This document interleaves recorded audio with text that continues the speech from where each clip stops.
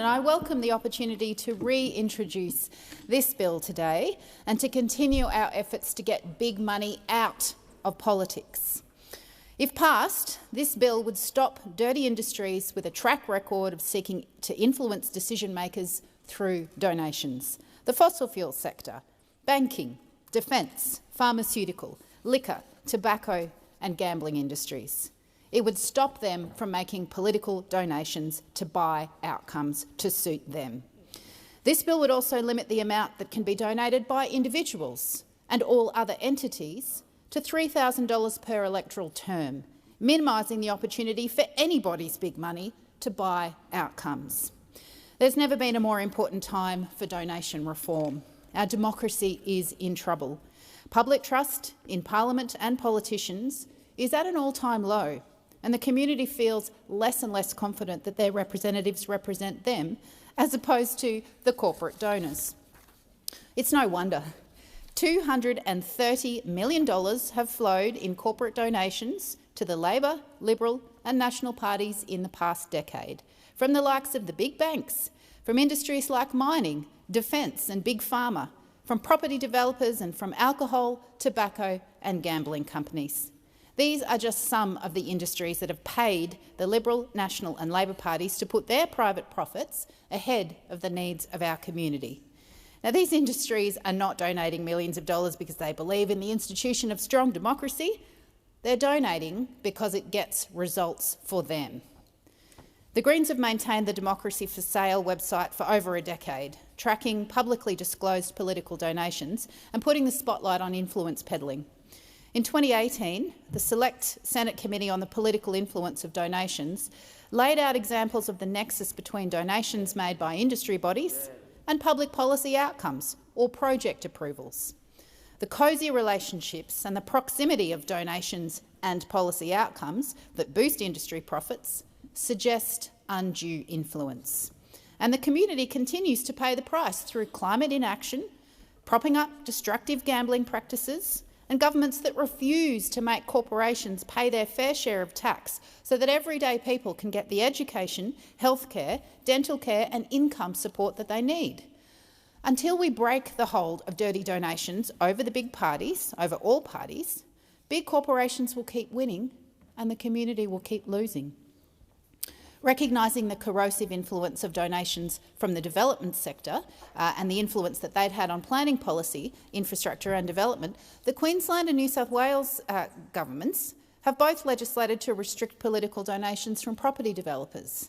The High Court has upheld those regulations, and this bill seeks to extend those to the federal arena, but it also recognises the influence of other key industries.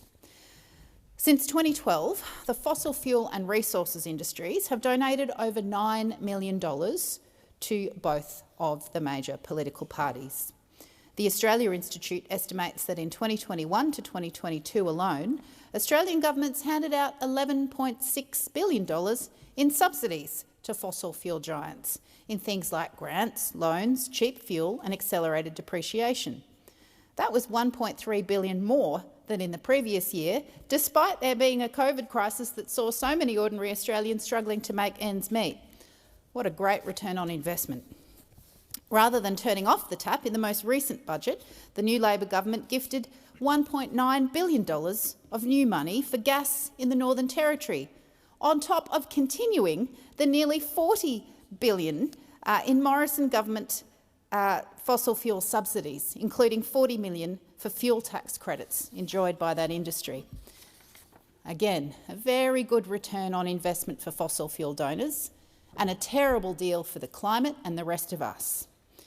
Generous donations bought a Liberal government at the time that was completely paralysed by the words climate change, at the same time as the Australian community was facing a future of more extreme bushfires, crippling droughts and floods.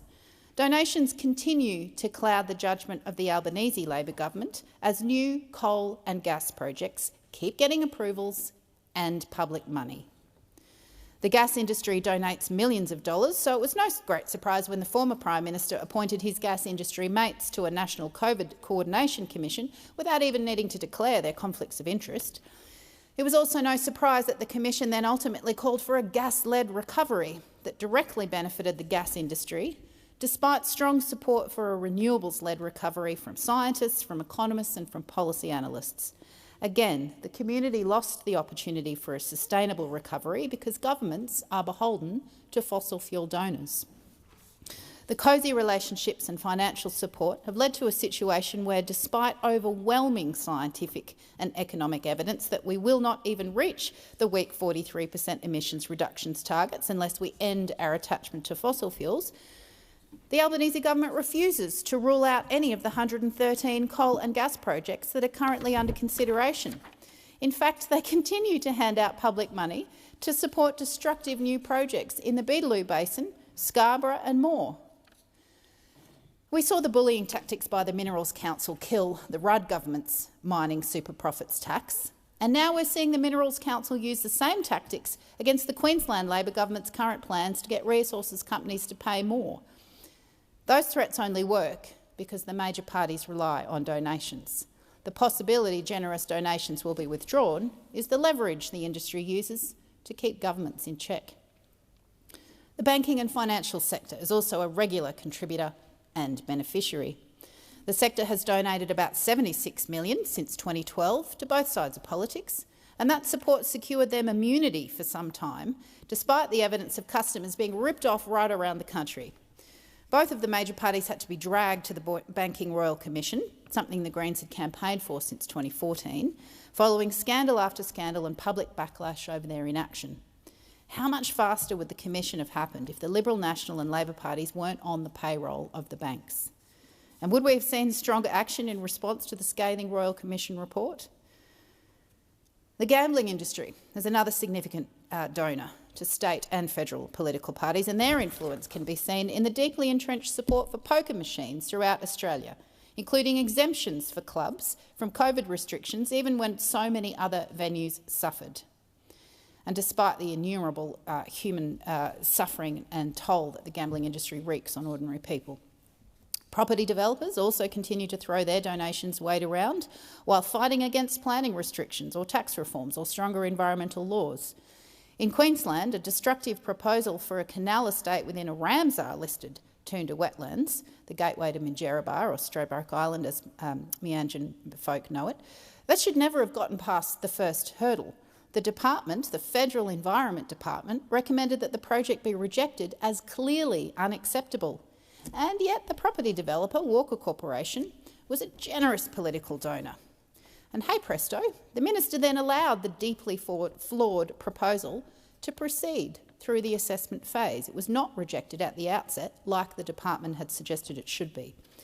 The minister at the time, who was Mr Frydenberg, even explored the possibility of changing the Ramsar boundaries to accommodate the proposal. And we have the documentary evidence of that. I live in hope that the new Environment Minister will finally reject this destructive proposal, but the local community should never have had to fight so hard and for so long against such a clearly unacceptable development. Now, these are only the donations that we know about, none of which have been illegal. It doesn't include the money paid to attend business forums or cash for access meetings. It ignores the exorbitant subscription or membership fees, and it doesn't include money funnelled through representative and fundraising bodies. But regardless of the source or the amount, the obvious expectation from industry is that donations will return results. They're buying outcomes. This feeds the public perception that decisions in this place are made improperly, with self-interest and with the interests of donors and mates consistently overriding the public interest. In banning political donations from those industries that have a history of seeking to influence policy decisions, this bill implements a key recommendation of the Senate Select Committee into the political influence of donations. It would make it an offence for a prohibited donor to make a donation or solicit another person to make a donation on their behalf. It would also be an offence to accept a donation from a prohibited donor. Another committee recommendation that this bill seeks to implement is to limit other political donations to $3,000 in an election term, or $1,000 per year. As the High Court recognised in McCloy v New South Wales, the uncontrolled use of wealth to influence decision-making compromises equal participation in democracy. By aggregating and capping political donations made by any person or entity, this bill seeks to level the playing field and avoid those with more money getting greater access to decision makers. The bill will limit donations made for political purposes, but is not intended to limit donations made to third parties to support their non-campaign activities. The important work done by civil society organisations, many of them charities, must be allowed to continue. We will continue to call for the introduction of electoral expenditure caps to balance the participation of civil society organisations in the political process.